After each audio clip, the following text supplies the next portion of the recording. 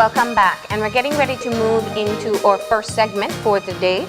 And we're starting off our conversation this morning with representatives of the Belize Chamber of Commerce and Industry. We have with us on set Claudette Alteros, who is the treasurer of the BCCI, and Nikita Usher, who is the president. Good morning and welcome, and thank you for joining us. Good morning. As per usual, it's always nice to have the BCCI in. A lot of folks look forward to all the information that is shared from the BCCI, Belize Chamber of Commerce and Industry. It is something that is always touching to us, especially for the public at large who wants to know what the latest is when it comes to dealing with business. And for this morning, we've got the national issues going on. So give us a spectrum on exactly what's going on and how things are for the time being. Well, I think we should start from the release that we sent off to our members, because I believe that there's been those who have been saying, and you've heard from two sides. You've heard that the chamber has gone quiet. You've heard that the chamber I've heard comments that the chamber has sold out. But I think we should step back a bit in terms of what we came from. Last week we had our SGM. It's a special general meeting where we asked the membership to give us guidance as an executive in terms of what would you want us to do, particularly with regards to the governance issue that we've always been championing. It's not something that just came up because the union brought it. It's been there for some time. And so we went to our membership to ask them for some guidance, and the membership came back to us with the mandate to say that if we don't get the respective deadlines if we don't get the governance issues and with respect to the deadlines, then there'll be a shutdown of businesses. There was a motion put on the floor as to whether or not it will be a shutdown per resolution or will it be just a shutdown on all. The motion per resolution or per item was thrown out through the door, and so it was agreed that it would only be 1 day shutdown. Inside that resolution, it gives the executive the right to choose at which point is most effective for that shutdown. We wrote the PM on advising him of what the mandate was from our membership. That was Thursday last week. And I believe in the busyness of his schedule, there was no response that came forth. My executive requested that I reach out. In other words, go with the olive branch and say, what can we do? That discussion was held over the weekend between the PM and myself to try and see how best we can get some of these issues sorted. Some of them were already being discussed in any case, and so I'll break them one by one, which is what you all saw in the membership release that we sent.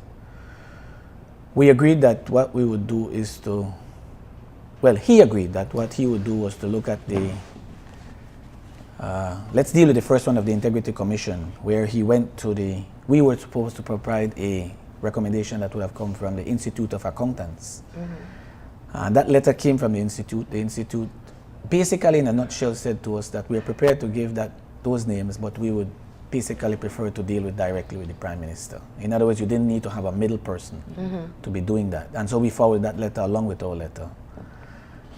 We had also gotten from one specific accountant a commitment to serve with certain condition, and I also forward that as well.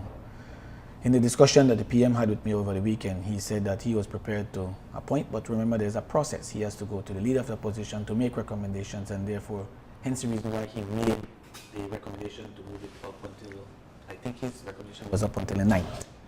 Ours was a little bit optimistic, I would say, or ambitious if you want to say. But that in itself, we felt that is a good step forward. He felt that because of the person that would have been appointed, he felt that he could do it even before the 9th. And hence the reason why we said honor before the 9th. With respect to the 13th senator, he shared that he would be willing to consider that and move forward. I believe that should be signed today. And again, he will advise he will sign, but there is a portion of it in terms of how will they select from the NGOs. The NGO community does not have the type of structure that exists at the chamber level or at the business level or at the union level. At the union level, you have an NTUCB that oversees all the other unions. The chamber and the BBB actually meets together to choose a senator. So there's a structure in place in terms of how do you get to that point. Yeah. The NGOs are many. There's the environmental side, there are others, there's civil side, and they don't have a structure that would be able to do that. And so I think what government has put forward is to try and have some sort of a structure in place, which is why he asked for at least 3 months to try and get that done. Remember, you also have to also recall that these people have to be financial. Their status has to be, you can't just their choose NGO one. status. That's Yeah. correct. Yeah. And then the last one was the issue of the, I believe that's the 13th senator. The other one was the PAC. The PAC, Public Accounts Committee, there was some letters written way back from the chamber, the union, and the churches asking for a recomposition of the PAC. The government at the time had written, this was pre my time as president. And the government wrote back saying that we can't give you all of that, but we're willing to give you this breakdown. And that breakdown was 6 from the government, 2 from the opposition, and bringing forward the 3 senators from the social partner senators into the PAC committee. Now remember that the PAC committee is a standing committee from the House. And now when you're bringing in the Senate into that, there has to be some amendments to the laws to accommodate that. And that is the law redraft that has to be done now. There's several redrafts that has to be done, and I think hence the reason why he's been very reluctant to put a date to that. But I know that I've seen some correspondences where Mr. Edwards, I believe is the draftsman, has been tasked to try and come up with those changes. Based on those conversations, I went back to my executive to say this was the discussion, and hence the reason the executive gave us the position to say we will put a hold then on the shutdown until further notice. That is where we are. And I want to jump in there because we have gone through a bit of the outline, and we'll get deeper into some of these issues very shortly. But looking at the bigger picture, and I think that's where we haven't necessarily heard in terms of live interviews like this, your perspective on the role of the teachers and their industrial action in being able to bring these issues to the forefront and getting them to the point of commitment with a timeline. Now, you're right. Many have accused the business sector of not stepping up to support something that you have also championed. At the time of your expo, you launched I can't remember the name of the campaign, it's an anti-corruption campaign, right? And many of these issues have been a part of what you have advocated for. The signing of the UNCAC, for example, and the other committees that you have pointed out as well, have been issues that you as the business community have asked others to sign on to and support. However, when the teachers decided to take action, the movement was slow, arguably slow, from the chamber, from the business community, to be able to respond and adequately show support. How do you respond to that? Especially, and I have to keep the context in mind that you first brought this forward. It had come from third parties before the signing of the UNCAC. We had heard some of these governance issues from the unions for a while, but you launched your own campaign in September, and I don't think people feel comfortable that you stepped up to show the right support. Well, I think it's dependent on how do you measure support. The chamber, for example, will not be those who will be holding a placard outside and rant and raving. That's not the chamber. I will also say to you that on the launch of the anti-corruption campaign, one would have felt that would have been mass amount of people joining behind that, especially the union, since they've been championing for it. Might I tell you that the signature was only less than 500 people. That tells us that although we are launching that campaign, and that is to tell you that we have written to every single civil society, unions inclusive, opposition inclusive, and the response has been argumentably not much at all.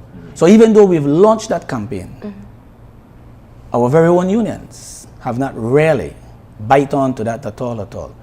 Now, so that's why I went back to saying it depends on how do you measure it. There's been a lot of dialogue between the union and ourselves. When we met with the union just before their strike, in some instances, they were not even familiar in terms of how do you get other groups to join in with them. They were feeling that if they just call a strike, the chamber joins behind them. And I've had to explain in more than one occasion that it's not just join, there has to be a formal process. My executive has to be able to give that. The membership has to come into that play. The request for a strike for joining them did not come until the day before. So That is why I say to you, it's depending on how do you measure support. We have always been in dialogue. There's been a lot of discussion on the matter. We've had the instance where we shared with them how the OSH bill actually work, how the UNCAC actually work. And so for us, to my mind, if you notice, and I'm not going to sing praises for it, but I think that if you look at what the union has done now, they have really sat down and, I don't want to say accept, but I want to say that they've really rethink how their approach will be on OSH. We've been able to sit down and say that we really need to sit down as both bodies, and not just you want OSH, we're saying that it's not there, but you need to look at how do you marry those two. You have not heard much out of that again. On the UNCAC, you want it to be signed now. We brought in a guest speaker, Mr. Noto, to explain how UNCAC works. And we invited the unions to come in and listen, so that I'm not going to be the person singing that song. You need to listen for yourself from somebody outside of Belize to tell you how that process works. It's not as easy as just signing. And the implications that comes behind it. And I thought that out of that came the union understanding that process. As a matter of fact, the steering committee or the working group committee that meets next week has now been joined by the unions. They have now 2 union members sitting on that working group. So that's why I went back to saying to you, it's depending on how do you measure support. Measuring support is not by how much press release you put out or how much of us get out there on the strike. I don't know that that's the way you measure it. I think you need to look at that. So you would say that you are confident in the process that you undertook in terms of responding to the actions taken and the requests made by the teachers? Certainly. Okay. Because many will look at it, and I think it's key what you point out. There are several entities and organizations, as I point out, the Belize Progressive Party, the Chamber of Commerce have called for some of these good governance issues to be resolved. The unions had been pressing for it for some time. But like anything else, there's a tipping point, and the tipping point was the industrial action. Action wasn't taken until they went on their strike. Now, I want to ask in terms of looking forward, if the BNTU has said that their strike is on hold. In other words, they will be paying attention to and monitoring the implementation of the commitments that have been made.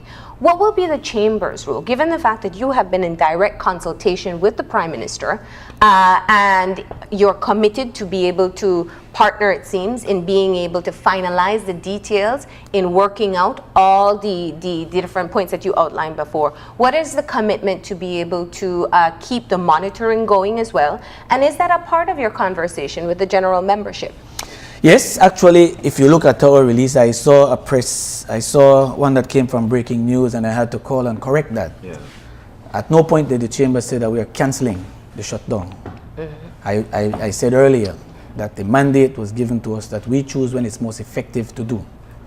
One has to always remember that the effectiveness of a shutdown is not, and I heard earlier in one session where they were saying how much actual businesses does the chamber represent. If you were to go to a shutdown and you only have 10 businesses that shut down, how effective is that shutdown? And so the executive has to be gauging that. At what point is it most effective for us to send that message home? I'm only using a number of 10. It doesn't matter. But for us, we did not at any point said that we are canceling the shutdown action. We are saying that we're suspending or we're putting it on hold until we can get some of these matters sorted out. We are monitoring, no different than what the union is doing. I'll be honest with you, the union has maintained, and us have maintained a very close dialogue in making sure that we understand where we're going. The issues are for Belize, it's not for chamber, it's not for the union. I mean, it has to happen. Can we ask just one second? In terms of looking at the membership and your special general meeting, what was the response that you got from the individual members once you convened and you started discussing the issues? If you were to say the level of concern that they have, the level of frustration, obviously the resolutions that were made is a great indicator, but to be able to get some of the opinions and thoughts and comments coming out from that meeting, tell us about that. You're asking me for numbers or you're asking me for the... No, I'm not asking numbers. I'm asking you for the sense of emotion, the sense of frustration, the sense of acceptance. Very, very high. Very, very high. I'll be frank with you that the feeling on the ground is a sense of I will choose my words on these ones, but it's a sense of mistrust. The government is at a point where we feel, our membership is telling us that is why the deadlines came and that is why the shutdown came, because we feel that we've had too many communications, too many dialogue on some of these issues, and we've not moved forward with them, and hence the reason why the mandate came. Then if we don't get it this time, then this is what happens. And this is across the political divide. It happens to be on both sides. And so I think the results of the vote show overwhelmingly what was the feeling of the group inside there. So I think it's solid and strong. Let's go back a little. You did mention that someone was brought in, or you had somebody to explain to folks on how some of the things work. One of the things I noticed, especially in a situation like this, whereby we've got national issues, we've got nationwide issues, people are still taking sides, especially when it comes to color, because people don't understand the entire situation. A lot of folks don't. Or is there a platform where folks can go to learn? Because someone was brought in, but folks need to know exactly, rather than for people to, or the public at large, to be fighting against each other, like for instance with the teachers or the unions. Is there a place or a platform folks can go to understand the entire situation of when it comes to the OSH bill, when it comes to the UNCA? That's something that the Chamber has been keeping abreast of. Let's deal with the UNCAC one. You can go on the United Nations and you can find it right there. It's a huge amount of pages, I'll tell you that. But we have had to spend time and read it, that we're putting together, that has been working already. You've had to understand what will be needed in Belize for this to be effective. On the OSH bill, we've had the benefit of having the Caribbean OSH that is in front of us. We're using that as a guide. We have done a matrix to compare what ours and what that looks like and what we would want. And I don't want to really go into the details of that. That's going to be the details of what we discuss with our unions when we sit down. But that's what we've been using as a guide. But if one would want to look at any of these, you can find them. What I could actually have the Chamber do is to probably post them up on our webpage. I mean, and then have them come up from there, because there it is. United Nations Anti-Corruption, I'll be frank with you, from the starting that we have done already, will require a lot of laws changing. When we spoke to Mr. Noto when he was here, actually, he was asking what was the working group doing, and we kind of gave me a feedback in terms of what we've started to do, matrixing our laws as it exists now, and what UNCAC would require, which one will be needed to change, which one we don't have on records right now. And his advice to us was that we are on the right track, because when the technical team comes in, it saves them the work, as opposed to having to get that done. And then they go straight into drafting. So we feel that the working group is something that is going to be there. But your question, I think we should post it on the website of the Chamber. Okay. Let's take the opportunity now to look at the OSH bill. And this is one area where we are very well aware that the unions and the business sector are not on the same page in terms of how to execute. Claudette, we've had you on the show before, because this is not the first time the OSH bill has become an issue that we've discussed in the public arena. So let's talk about the now commitment to proceed and the methodology that will be used to decide how we'll move ahead. Okay, well, yes, you're right. We were here before to discuss OSH in terms of our view of the OSH at the Chamber. At that time, we did our revision, and there were some areas of clarification, some areas of suggestions and recommendations that we had put forward that we wanted the government to address. We are happy to see that now the government has made that commitment, and as one of our goals at the Chamber, we try to foster that tripartite mechanism. So it's good to know that that will come on now. What we are doing is doing a dialogue with the unions, just to share those concerns with them and to hear their concerns as well, so that we can chart a way forward and try to get this OSH bill passed once and for all. Because really it's for the safety and health Yeah. of workers. And that's what I wanted to say. Let's dissect it a little bit, because we say OSH, and I don't know that everybody knows what we're talking about. So we're talking occupational safety and health. And essentially, if I were to summarize, and you can correct me if I'm wrong, it is the responsibility that employers, businesses would have in ensuring that workers' health and safety are taken care of or protected in executing their duties in the workplace. Yes. If I were to say, and I know in the teachers' perspective, they've spoken about the simple things like the chalk dust and what it does for them. The companies with mold issues. We were talking about construction zones with, hurry knock up scaffolding. Yeah. Yes. And the responsibility you have for the workers that you employ in ensuring that they're doing the work, but in a safe environment. Now, in the previous conversations, when you raised your concern about quickly pushing through the OSH bill, was the impact it would have not just on large businesses in terms of cost, but small businesses, and whether they would be able to continue to function if it becomes, if it isn't looked at carefully in terms of a timeline and what is feasible. So let's go quickly again through those major concerns that you have, and how do you see a middle ground moving forward? Well, before you go there, let me do this first. I want to make sure that we don't lose sight of one thing, because I've heard this in several media presentation. The business community is not against OSH. Let that be very categorically clear. We are not against health and safety for employees. We are, however, against the current structure as it exists, or as was proposed as a bill to be passed. The reason for that is there are areas that we feel will only make matters worse for businesses, to the extent of even closing some of them. At the Chamber, long before this came up, there is a sub-council of labor, which is headed by Claudette, who has been working and looking at, as I said earlier, using the curriculum, using other modules to look at what would be best for Belize. So we know our position that we want to put forward. Well, we now need to meet with the unions to see if there'll be some negotiation, there'll be some compromises, and compromise does not mean that you have failed.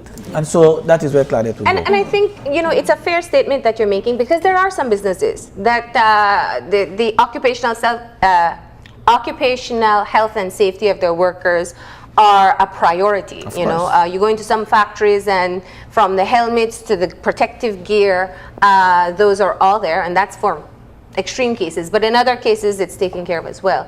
But it's not across the board, and it's not mandated. So in other words, somebody can put you in a predicament, and if you really need the money, you may do it putting yourself at risk. Correct.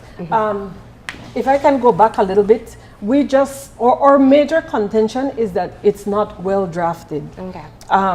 The CARICOM model law is put there as a guide for countries to use in order to get the OSH enacted. So that is simply a guide for our government and our group to look at and say what will work, what standards, what safety measures, what issues we have to address for our industries. And like what you said, a lot of our bigger industries already have safety procedures in place. It's the smaller business, which is, I believe it's approximately 70%. That's small to medium-sized enterprises that would really feel the brunt of this OSH if it would pass as is. Including government. Including government, that we know is the biggest employer. So it was a little bit surprising for me to hear one of the ministers ask that this OSH bill be passed, because the same people that OSH is there to protect would be the ones that would be feeling the pinch if it was to pass as is. Yeah. As is. Yeah. So at this point in time, is to look at the current bill and restructure it into something that is feasible for Belizeans. Correct. Now, my question to you is,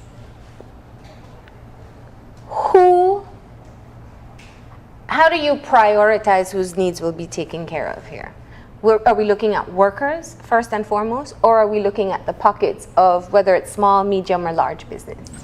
Marlene, it has to be workers. And like what the president mentioned, it's not that we are against it.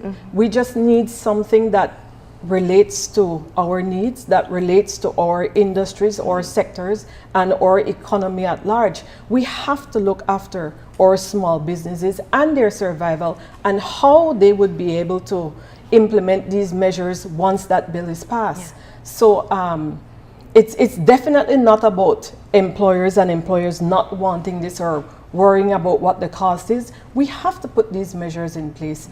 Definitely, I don't think there's an employer around who wants a worker injured on the job or to lose his life because there weren't safety procedures in place. So I think that we need to dispel that notion that it's just about employers' cost and so on. It's definitely for the workers and taking those steps and measures that will ensure their safety and health at work.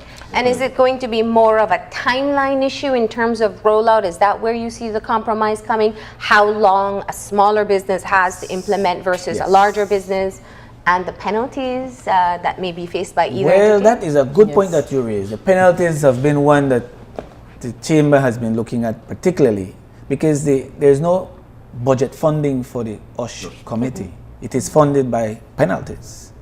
So if you're funding an entity by penalties, what you think is going to be the motive for that committee? It's going to be to fine businesses who have not complied, and therefore the penalties will be. There is no penalties, however, on the flip side, where if a company did comply, but the employee chooses not to use, for example, let's use welding gears. You're in the welding business, your business have provided that, but your employee choose not to. There's no penalty that reverses the other way. So it's your business. So we have to look at this thing holistically. It can't be where you're only trying to have businesses incur the costs. It has to be twofold. That is why the tripartite committee is recommended, and we're hoping to have some deadlines to that and a rollout pattern. And it can't be something that has to be tomorrow. These things have to be inside the budget and long-term looking at. But it can't be forever either.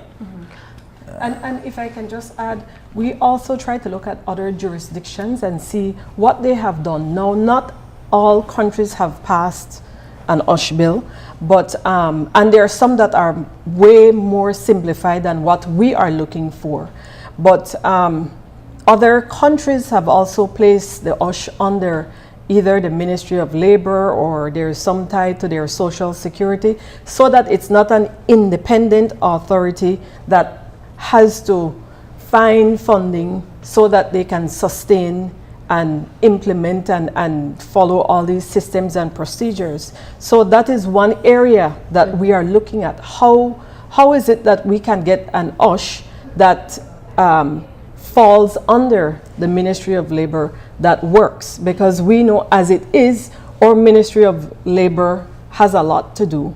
And with the OSH coming on board, it requires more inspectors, it requires more staffing. So that is one area that we need to look at and see how we can make it work.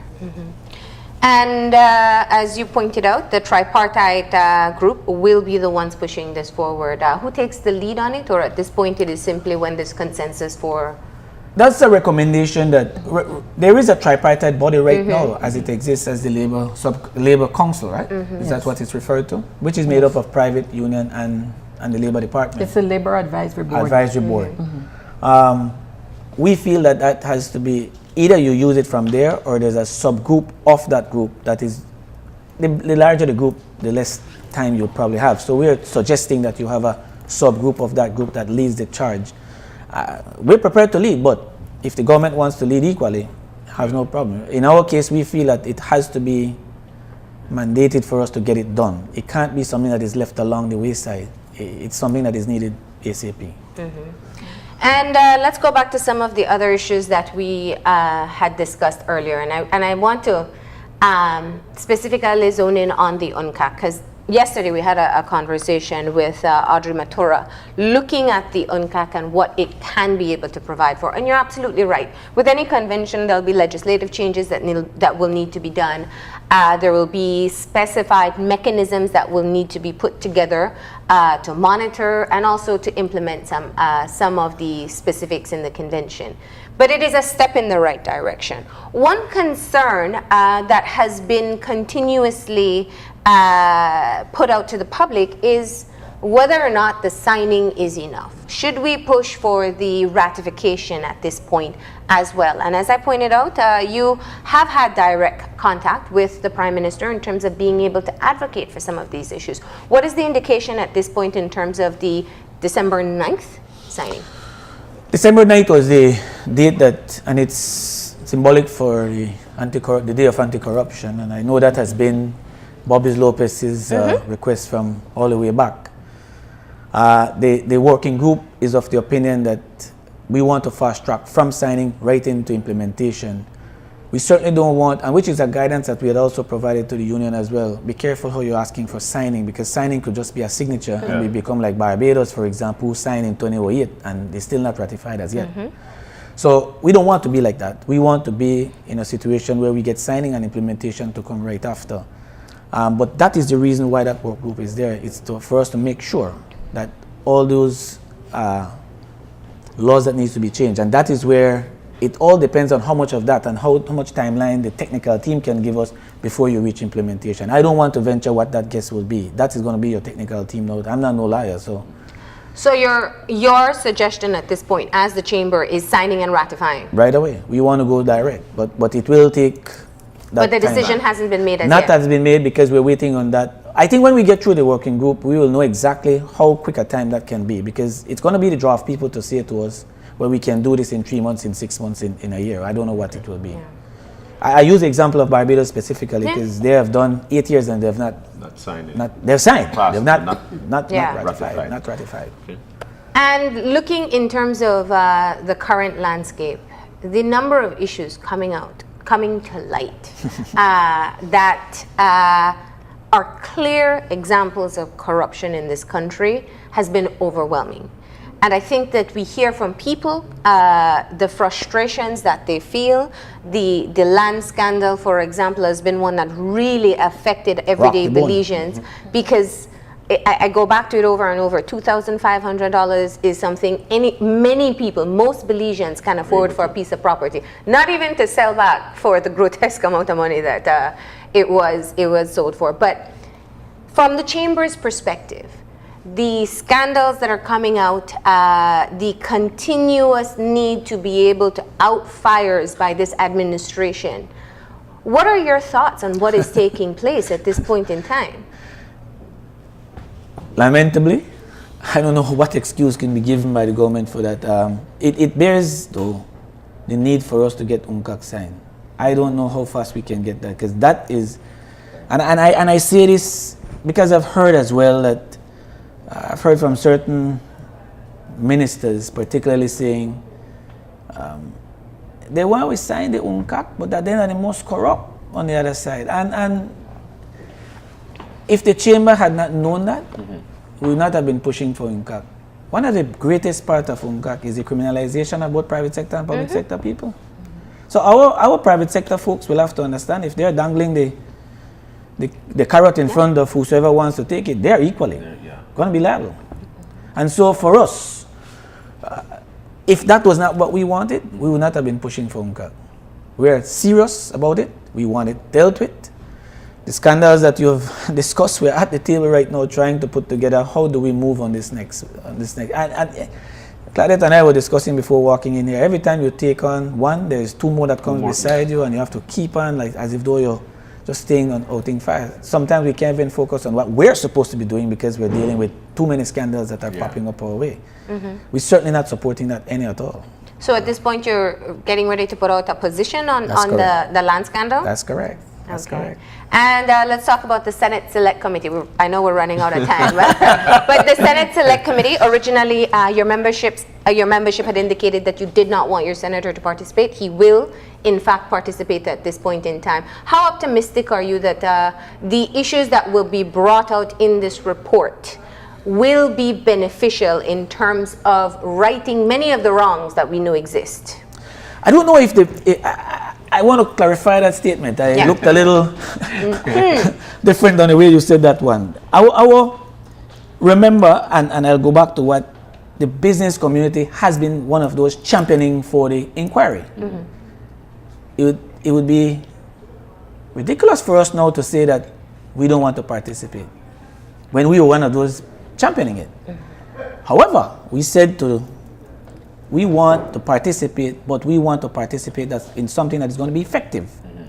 And therefore, the motion that was passed, in our opinion, lacks some flesh. And we want those amendments to be done. And that was the motion that was given, or the mandate that was given by our membership. If you don't get these amendments, then you don't participate. In other words, we're saying participation is hinged on getting these. One of which was the composition, and the second part of it was the scope of work. Now, as time would bear out, some of these have fixed themselves. Let's deal with the composition. We wanted a 5-member team. The government motion went for 6. But you have now put a chairman coming from the government, which has no vote, or who has no vote. So basically, you're left with, technically speaking, you're left with 5. Because the chairman comes from government, he can't vote unless there's a block. And the only way you can have a block is if there's somebody who abstains. So, in a nutshell, we have pretty much gotten back the 5-member team. We wanted to have a budget, which the motion did not carry as it exists. But we note that yesterday there was a discussion on preparing a budget to send to the Ministry of Finance for them to have operating money. So that in itself has fixed itself. The people to be called, that's a section that has not yet, in my mind, or to my opinion. The concerns you had were that it had to be passed through the President of the Senate. Yes. To be approved. Yes. Yeah. And we're still doing that. We're going to be putting forward that motion as soon as our senator is back. He's out of country and personal. That is why he did not attend. And I heard some people saying that he's not attending yesterday because the chamber said, no, the senator had a personal out of country business to deal with, and that is why he was not there yesterday. He returns next week. The chamber then will put forward its position, but that is not a position that says that we will not participate. We will determine that when he returns. Because as I said, there are certain conditions that the mandate came from our membership that was being asked for that has actually fixed itself. How we move forward is going to be determined next week. But certainly, we don't want to be in a business where you can't be asking for it and then you don't want to attend. But you don't want to attend something that is only going to be superficial. That is what our position is. Right. Any closing thoughts at this point in time? Marlene, there's a lot more that needs to be done in this country. We're outing fires as we speak. There's the issue of how do we grow this economy. We have a sliding economy as we speak. We're facing a recession. The agro-productive sector is now in needs of serious push. We have a budget that is coming up. We don't know what the budget will involve or will entail. These are issues that we have to be looking at right now as a business community. We really don't have the time to be outing fires. We really need to spend some time on these more critical issues. Not to say that these are not, but certainly those are some areas that we want to focus on. And one final point, what does the current developments do for your anti-corruption campaign at this point? Development meaning the land scandal? No. That's what I wanted to know. the commitment to the different good governance issues. Well, the UNCAC encompasses some of these already. Integrity Commission is built into that. I think it strengthens our position. There are some areas in there that we don't have right now that I feel would be a blessing to Belize. One of which is campaign financing. I keep saying that inside UNCAC there's the issue of campaign financing, and I think that we desperately need that in Belize. And I would just like to add that I think that we are making strides in that direction, but it's important for us, all of us as Belizeans, to stay in tune, to continue to lobby and to monitor and to really make our voices be heard. All right. Well, thank you both for joining us this morning. Thank you too. I must say with that I've learned a lot. I must say I've learned a lot. But we want to thank you once again. BCCI update, that was excellent. Thank you, Mr. President, Nikita Osha, and of course Claudette Elteris. Thank you as well, who's the treasurer. We'll be coming back in just a few with the second segment. Now, the second segment is definitely something of importance as well. We'll be talking the National Payment Plan with representatives of the Central Bank. We'll be right back.